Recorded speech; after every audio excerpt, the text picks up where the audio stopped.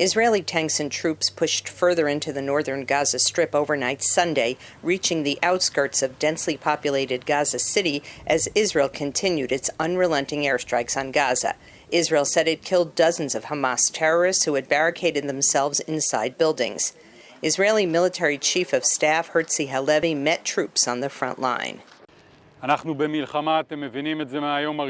We are at war. You understood this from the first day. This will be a long process, and we are at the stage that we are hitting the enemy hard from inside the Gaza Strip. The expanded Israeli incursion came amid a growing humanitarian crisis in the Gaza Strip. The Palestinian Health Ministry said the death toll since the Israeli airstrikes began more than 3 weeks ago passed 8,300, more than half of them women and children. Officials from humanitarian organizations say that Israel must allow more aid into Gaza. There should not be any impediment to humanitarian relief supplies going to children, to women and men, civilians. They are innocent. They have rights under international humanitarian law. These rights are part of customary international law. These rights are part of the Geneva Conventions. Israel says that it is allowing humanitarian aid into southern Gaza, where it has warned more than 1 million Palestinians to flee to. Meanwhile, the Israeli army says that Hamas is diverting aid and fuel and using hospitals as command centers instead of safe zones for civilians. Hamas has turned hospitals into command and control centers and hideouts for Hamas terrorists and commanders.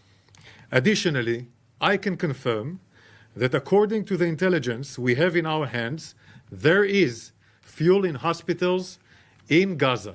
While most Israelis support the ground incursion and the state's goals of eradicating Hamas, the families of the more than 230 Israelis taken hostage worry that the ground invasion could endanger the hostages.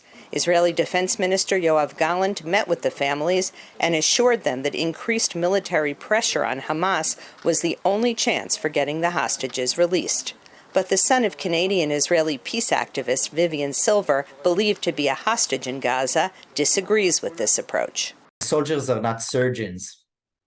They can't save one person from I don't think it works like that. War is chaotic, and also from the side of Hamas, that they took the prisoners as leverage, and if they lose that leverage, then they don't have use for them anymore.